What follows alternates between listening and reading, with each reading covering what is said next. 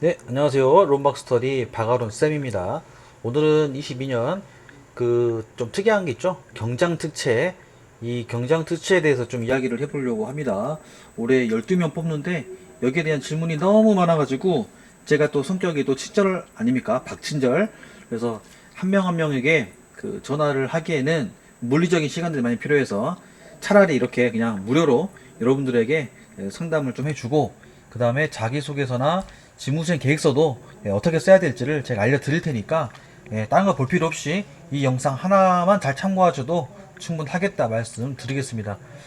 자, 올해 12명을 채용을 하기로 되어 있네요. 자, 그래서 시험은 6월 7일 날부터 6월 10일까지 치니까 지금부터 시간은 충분히 있습니다. 자, 3월 3일까지 내라고 그랬는데 당연히 그 전까지 내야 되겠죠. 그때 가서 맞추지 마십시오. 꼭 잘 도착했는지도 확인해보고. 자, 그 다음 40세 이하 전까지니까 뭐 거짓 승선하셨던 분들 중에 군대 2년 이상 갔다 온 분들은 3세까지 인정해 주니까 43세까지는 시험을 칠 수가 있다. 가 있고요. 혹시 이거 있죠. 꼭 체크해 보세요. 미리 먼저 가셔가지고 시력 네 0.8. 근데 이거는 교정 시력 포함이니까요. 이거 있고 그 다음에 이거 있죠. 색약. 네 색약이 나도 몰랐는데 뭐 있을 수 있다 하는 분도 있어요. 그래서 강도는 안 되고 약도 정상 또는 약도여야 함이니까 꼭 약도까지는 되는지 확인을 꼭 미리 한번 해보시면 좋겠습니다. 4급을 따고 나서 2년 이상이니까 면허 취득 후에요. 취득 전에 있는 거는 해당 사항이 없다 이거고 군경력 포함 안 된다 이겁니다. 그러니까 이것만 보셔도 알겠죠? 어떤 사람 원하는지 그냥 배 타고 온 사람 뽑겠다 이거예요. 배 타는 사람. 2년 이상이니까 2년 이상일수록 좋다는 거죠. 배 많이 탈수록 좋다. 그런 사람 위주로 뽑을 거니까 그러한 좀 소리가 좀 들리시죠 여러분들도. 자 이래서 필기는 없고 구술로 치겠다라고 했습니다. 자 구술에서 치는데 어떤 내용을 칠 것인가 봤더니 좀 볼까요. 지문 기술서 보면은 이제 이거 뭐냐면 그 내가 지금 채용하고자 하는 경장 함정용 특채가 이런 일들을 합니다라고 되어 있는데 그냥 배 타는 사람들 아닙니까? 배 타고 온 사람 뽑는 건데 이거를 그냥 지문 기술서라고 써야 되기 때문에 여기다가 넣어 놓은 겁니다. 그냥 알았죠? 너무 의미 두지 마세요. 자, 근데 이제 우리가 글을 써야 되니까 직무수행 계획서에는 뭐 이러한 내용들이 똑같이 가면 또 안 되겠죠? 예? 없어 보이잖아요. 그대로 붙여놓고 하는 거 아니고 내가 나중에 써야 할 직무수행 계획서는 내 스타일대로 다시 써야 되는 거니까 이거를 참고사항으로 쓰는 겁니다. 그대로 쓰면 안 돼요. 예? 자, 그래서 이런 것들이 지금 있다 이거고. 자, 지금 이제 시험 뭘로 칠 거냐? 이게 중요할 것 같습니다. 이것도 보면 결국 평가 기준과 배점 비율이 좀 특이한 게 기본, 전문, 발전 이 세 개를 조금 나눠놨어요. 기본, 전문, 발전. 근데 여기는 직무수행 계획서 관련 평가 질의. 여긴 질이 없다고 질의 안 하는 게 아니라 오타일 것 같습니다. 그래서 질의가 들어가야 될 것 같아요. 그래서 직무수행 계획서도 20% 들어가니까 굉장히 지금 쓸 때 신경 써서 써야 되겠죠? 자, 기본 내용은 해경의 직무 전반을 물어본다. 그리고 항해 분야 기본 지식 물어본다. 그러니까 항해 뭐 이제 여기 있는 선박 운용 이게 이제 항해술 내용이고 법규 그다음에 영어 여러분 지금 순경 때 공부하고 있는 법규 영어 항해 이게 다 들어간다 이거죠. 근데 아마 제 생각에는 해경의 직무 전반 이 내용도요 개론일 가능성이 높아요. 개론 해경 개론. 그러니까 사실은 우리 순경 공부하고 있는 네 과목을 뭘로 그렇죠. 구술로 그냥 시험 친다. 이렇게 생각하시면 될 것 같습니다. 그래서 네 과목 구술로 치고 직무수행 계획서 평가하고 이렇게 뭐 기간도 마찬가지죠. 기간도 뭐 개론 그 다음에 기간술 회사 영어 이렇게 들어가는 건데 그나마 조금 들어간 거는 기간술 중에도 여기 보면은 이제 비상조치나 손상제어 기간 관리가 있는데 이게 뭐냐면 회계사 면허 딸 때 있잖아요. 면허 딸 때 그냥 거기에 들어가는 파트 중에 비상조치 손상제어가 있는데 이게 뭐냐면 뭐 예를 들어 비상조타 방법 그 다음에 비상시 뭐 주기관 고장이 났을 때 발전기가 블랙아웃 됐을 때 뭐 이런 거 있지 않습니까? 뭐 이런 내용들. 그럴 때 어떻게 해야 되냐. 그다음 블랙아웃 복구 순서, 데드십부터 뭐 다시 살리는 데까지 어떻게 해야 되냐. 뭐 이런 걸 물어본다는 거죠. 그러니까 이것만 따로 정리하면 될 것 같고, 이거는 회계사 우리 면장 그 면허 시험 칠 때 그런 책들을 이용하시면 잘 나와 있으니까, 네, 그 책, 저도 그 책 이용할 겁니다. 그 책 보면서 할 거니까 잘 나와 있으니까 여러분들도 그렇게 정리해서 하시면 될 것 같아요. 자, 뭐 여기 유체역학, 연력학 적혀 있는데 이것도 다 여러분도 아시다시피 회계사 시험 그 칠 때 보면 거기에 시험 범위 다 이대로 적혀 있는 거예요. 그러니까 회계사 면허 이 보면 거기에 적혀 있는 거 그대로 적은 것 같습니다. 그래서 여기도 마찬가지 개론 영어, 근데 회사 법규가 없네요. 그렇죠? 여기는 회사 법규를 전반 쓴다 했고, 여기는 법규가 없고, 법규 대신에 어디만 있었어요? 그렇죠? 좀 기간술 이 부분에 많은 점수를 줬어요. 무려 60%나 60%. 그냥 여기다가 있으니까 법규 빼고는 기간술 위주로 공부를 좀 잘해야 될 것 같습니다.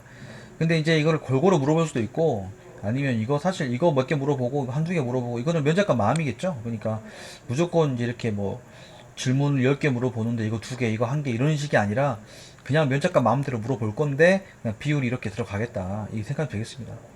그래서 이거는 사실 내용이 쉽기 때문에 제 생각에 30% 먹고 들어가는 거고, 이외에 이제 내용 기간이나 이런 전기 파트, 특히 아마 전기가 물어볼 가능성이 높다고 봐요. 왜냐면 전기를 사람들이 많이 어려워하게 하기도 하고, 전기를 물어보면은 이 사람이 어떤 수준이 나오거든요. 그러니까 이 10%지만 여러분들이 꼭 전기 파트는 물어보는데, 아마 제가 수업했던 우리가 공부하고 있는 기간술에 있는 범위에서는 하시면 좋을 것 같고요. 포기하시면 안 되고, 설명할 수 있을 정도는 간단하게 설명할 수 있어야 됩니다. 자, 이렇게 해서 100%가 만들어지겠다. 그 다음에 평가표가 이렇게 있고, 자, 이게 뭐 평가법 견본이라 하냐? 특공 전술.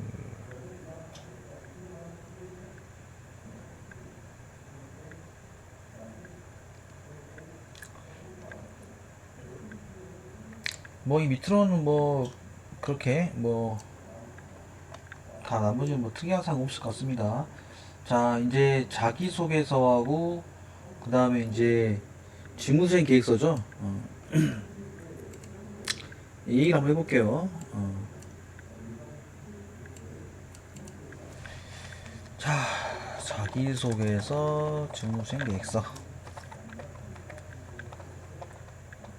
자, 일단은 이 자기소개서라고 하면은 이걸 왜 물어보냐면, 자기소개서는 자, 보세요. 자기소개서는 인생 전반에 걸친 나의 그 모든 영역을 물어보는 거고요.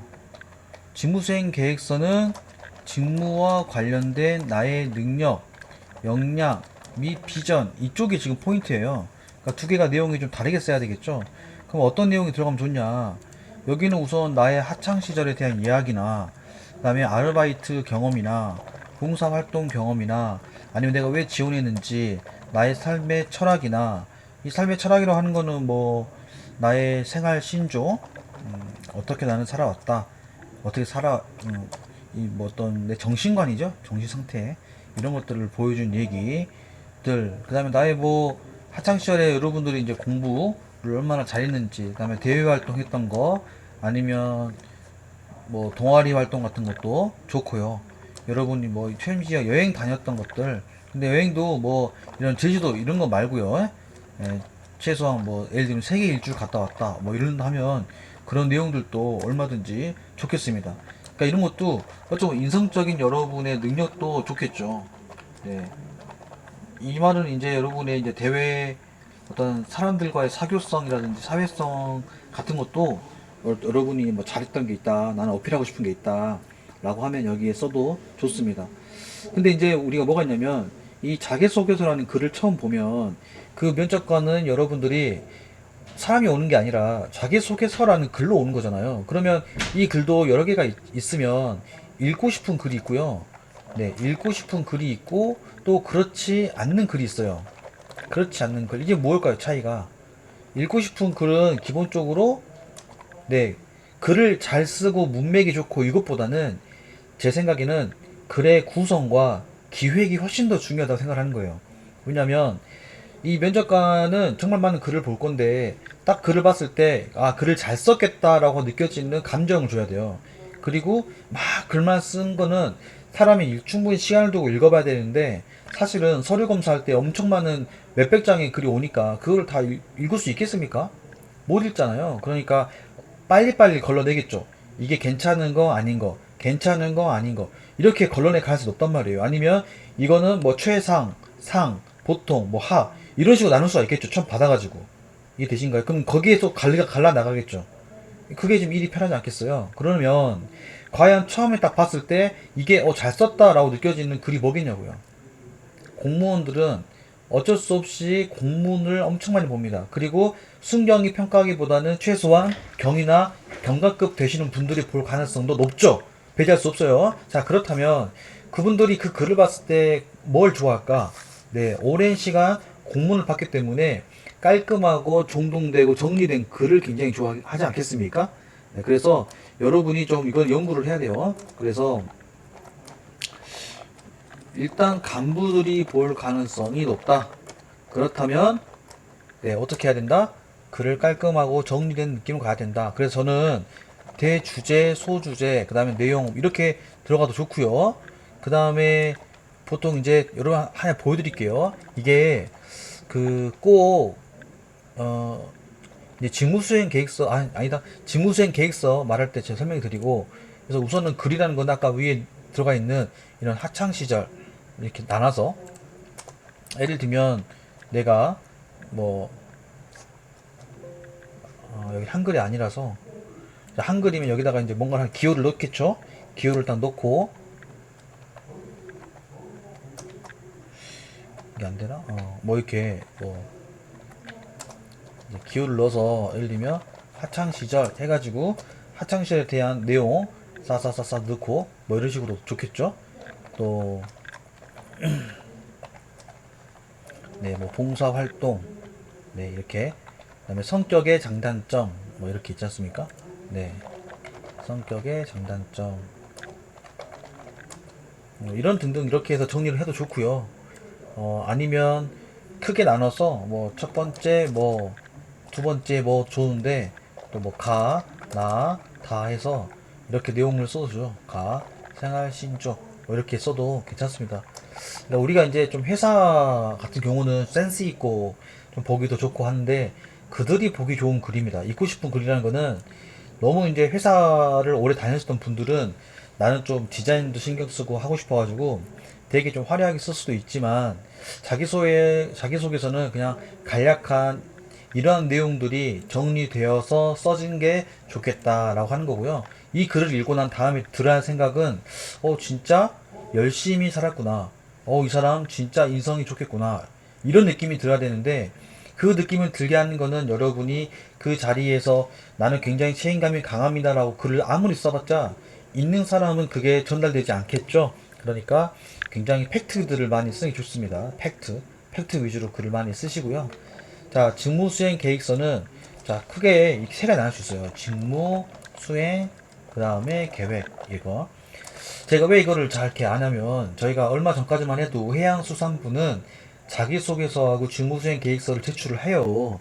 제출을 해서 면접을 쭉 봤기 때문에 제가 이러한 코칭들을 많이 했지 않겠습니까? 그래서 직무수행 계획서도 합격생들을 보면은 확실히 잘 쓰신 분들이 확실히 또 면접에 가서 잘하시고, 또 시험도 합격도 다 하시는 걸 제가 봐왔습니다. 그래서 여러분들이 이거를 처음 쓰다 보면 아무리 좀 어떻게 써야 할지도 어려우니까 지금 이제 설명을 해드리는 건데, 이 직무 수행 계획서는 직무와 수행과 계획 세 가지 나눠진다. 그럼 직무라는 게 무엇이냐? 지금 너가 지원하고자 하는 경장 특채에 대한 직무에 대한 이해를 하고 있는 거 맞아? 그리고 이걸 하기 위해서 해경은 어떠한 지금 수행을 하고 있니? 알아? 또는 이거를 하기 위해서 너가 할 수 있는 영역이 무엇이야? 능력이 뭐야? 역량이 무엇이야? 그리고 앞으로 우리 이 함정요원 특채가 가야 할 계획이 뭐야? 비전이 뭐야? 또 너가 갖고 있는 기본적인 계획과 비전은 있어? 이러한 내용들이 들어가는 게 직무수행 계획서입니다. 이거는 좀 인성적인 내용도 들어가지만 기본적으로는 직무가 가장 주인공이 돼야 되는 내용들이에요. 그래서 여러분들이 자, 이걸 보실 때 제가 좀 샘플을 알려드리려고 갖고 왔는데, 지금 해경 홈페이지 가면 아까 정책 여기 들어가시면 이 해상교통관제에 대한 그 선박교통관제가 시행 계획이 있죠. 이거를 해경이 쓴 거란 말이에요. 이 말은 뭔 말이냐면 시험을 평가할 많은 해양경찰 공무원들이 익숙해 있는 내용들이에요. 그쵸? 그래서 사람들은 자기가 익숙한 내용에 좀 관심을 보통 갖죠. 잘 썼다 하는 거죠. 이게 잘 썼으니까 이렇게 올라가지 않았겠습니까? 그래서 보시면 자 여기 보면 시행 계획의 개요, 개선사항, 주요 성과. 그러니까 여러분들이 이제 내가 직무수행 계획서에 뭐예요? 나의 업무에 대한 개요, 그 다음에 여기에 대한 나의 주요 성과, 그렇겠죠? 나의 성과가 말을 해도 됐고, 그 다음에 내 업무에 대한 정책 여건과 전망이 어떤지, 그 다음에 현재 뭐 계획이나 시행 계획 세부 내용이나 아니면 내가 앞으로 하고 싶은 이행 과제. 그럼 난 현재 이런 걸 하고 있고 앞으로 이런 걸 해가고 싶다. 뭐 이렇게 해서 써도 되겠죠. 자, 이제 안에 보세요. 들어가 있으면 이런 식으로 보통 공무원들 쓰는 공문 형태입니다. 이러한 공문 형태를 보시면 크게 1번 교통관제 개요 썼죠 이렇게. 근데 이거는 이렇게 하셔도 되고요. 그냥 순서가 미음, 이응, 짝대기 이 순입니다. 미음, 이응, 짝대기. 그래서 이 순으로 하셔가지고 처음에 이렇게 내가 쓰고 싶은 말, 그 다음에 여기에 대한 소주제, 이게 소주제겠죠. 네, 주제, 여기에 대한 내용, 더 세부 내용은 이렇게 쓰시면 되고 이 내용을 뒷받침하기 위한 더 자세한 내용은 이렇게 쳐가지고 이렇게 쓰시면 되는 거죠. 만약에 이제 직무수행 계획서 안에 여러분이 이렇게 하겠다라고 되어 있으면 내가 어떻게 하겠다, 어떻게 해왔다, 나의 성과는 이렇다라고 하면 이 성과에 대한 여러분이 했던 내용들이 있으면 이렇게 이런 작은 박스를 만들어 가지고 여기 안에다가 사진으로도 첨부해도 괜찮죠. 사진을 너무 많이 넣으면 안 되고요. 그래서 최대한 글로 사진 하나에 여러분이 했던 여러분이 잘했던 것들이 있으면 이렇게 쓰셔도 되게 좀 좋을 것 같아요. 다 굳이 보시면은 이렇게 뭔가 법을 만들거나 여러분이 뭔가 이렇게 이 선박교통관제 기본 계획이라는 걸 썼을 때 양쪽에 보면은 이렇게 또 이런 표시들이 있죠. 이런 거나 그 다음에 또 이렇게 연도별 시청 계획으로서 이렇게 수립 시행하여야 함 이렇게 되어 있지 않습니까? 그래서 이러한 글들 쓸 때는 뭐뭐입니다 다 이렇게 서술로 끝나는 게 아니라 보고서 형태로 수립 시행하여야 함 수립 기본 지침 이렇게 보고서 형태로 쓰는 게 더 낫겠죠. 아마 공직자들은 맨날 이런 거를 내용을 줄이고 좀 있어 보이고 그다음 보기 좋게 하는 거에 익숙해 있다 보니까 여러분이 보고서 형태를 막 그런 글로 쓰게 되면은 막 미쳐버리는 거죠. 막 보기 싫어가지고 예? 그래서 막 그런 게 있으니까 다 보고서 형태로 잘 멋있게 쓰는 거. 그래서 여러분이 강조하고 싶은 것들은 어떻게 이렇게 밑줄로 볼드 형태로 해가지고 쓰는 것도 괜찮겠다. 그래서 여기에 대한 내용들이 있으면 이렇게 수립 절차 같은 건 이렇게 또 이런 표시도 써놨죠. 이런 내용들이 이렇게 있고 관련 규정, 작성 방법 이렇게 있으니까 이런 식으로 쓴 게 있었고 또 하나 딴 거 봐볼게요. 너무 하나만 보면 안 되니까. 자, 이거는 올해 해경의 주요 업무 계획에 대한 계획서입니다. 지금 이것도 계획서 여러분도 쓰셔야 될 게 계획서죠. 자, 여기는 어떻게 썼냐? 자, 주요 성과와 반성이죠. 그러니까 작년에 내가 어떤 성과를 냈고 앞으로 어떤 보완 사항이 필요하겠는가에 대한 내용을 앞에다가 서술했고요. 서론에. 그 다음에 올해 정책 여건과 전망, 앞으로의 그 동향 파악을 한 거죠. 그 다음에 어떻게 추진하겠다. 그 다음에 내가 어떤 정책 과제가 있겠다. 이 크게 네 가지 형태로 지금 해경이 써놨습니다. 그럼 여러분들도 큰 틀에서 여러분이 가지고 있었던 성과, 그 다음에 이런 보완이 필요했겠죠. 앞으로 아니면 여러분이 이제 예를 들면 해야 할 업무에 대한 내용, 그리고 좀 내가 이거 필요하다 싶으면은 이 업무가 이런 보완 사항이 필요할 것 같다 필요 사항 건의, 건의해가지고 하되 이 건의는 굉장히 비판적인 내용보다는 현재 해경이 하고 있는 거를 칭찬해 주면서 아쉬운 부분이나 조금 개선이 필요한 것 같은 내용에 있어서는 여러분이 개선 사항 해가지고 내가 이런 부분은 나도 할 수 있는 능력이 있으니까 이렇게 보겠다, 추진해 보겠다, 이러한 건의 사항 같은 거죠. 이런 것들은 굉장히 또 중요한 센스 있는 내용들이니까 저라면 이렇게 한번 썼을 것 같습니다. 자, 정책 여건과 전망에서 여러분이 앞으로 함정 요원으로서의 어떤 정책이나 함정 요원으로서의 전망, 여건 이런 것들도 뉴스 검색하셔도 좋고요. 아니면 그 방제랬다. 백서를 보시면서도 좋죠. 자, 여기 보니까 여기 좀 더 특이하죠? 아까랑 다르죠? 여기는 지금 이 박스 형태로 했습니다. 그러니까 이거는 담당자가 달라서 그런 거예요. 이 담당자는 딱딱딱 정리해서 1, 2, 3, 4인데 보시면 좀 특이한 게 뭐냐면 1번이 원래 왼쪽에 있으면 어떤 사람 열 맞춘다고 다 1, 2, 3, 4, 5 이렇게 쓸 수도 있는데 여기는 오히려 반대로 1, 2, 3, 4, 5 이런 식으로 갔죠. 네. 그러니까 어찌 보면 좀 더 보기가 좋은 것 같기도 하고 좀 특이하긴 합니다. 어쨌든 이렇게 형식으로 잠깐 아까 쓴 거 똑같죠? 이 박스로 해가지고 어떻게 하라고 여기다가 뭔가 한 사진이나 표를 넣고 옆에다가 글을 쓰라 했지 않습니까? 그러니까 이런 식으로도 하는 했다는 거죠. 예, 이 과장님은. 그래서 이 글도 이렇게 좀 더 이해되시죠? 박스 넣고 글 쓰고 이렇게 해서 좀 있어 보이게 여기는 이렇게 썼네요. 자, 여기도 마찬가지 미음, 이응, 그 다음에 짝대기. 근데 여기는 짝대기까지는 안 갔고 그냥 그 안에 세부 내용은 별 표시로 처리했습니다. 그래서 이 별 표시를 어떻게 하겠다. 근데 보시면은 글자 폰트를 보시면은 얘가 얘보다 차이가 별로 없죠. 그러니까 얘보다 얘가 살짝 높은 거고요. 여기다가 볼드 쳤습니다. 그리고 중요한 내용은 볼드 치고 나머지는 그냥 그대로 갔죠. 그리고 여기는 더 작게 갔죠. 글씨 크기가 이렇게 차이가 있어서 조금 더 보기 편하게 갔습니다. 이걸 보시고 여러분 느끼실 거는 아 이런 식으로 공문을 썼구나 라는 거고요. 자, 이건 해경 거고요. 하나 더 볼게요. 자, 이거는 해수부 겁니다.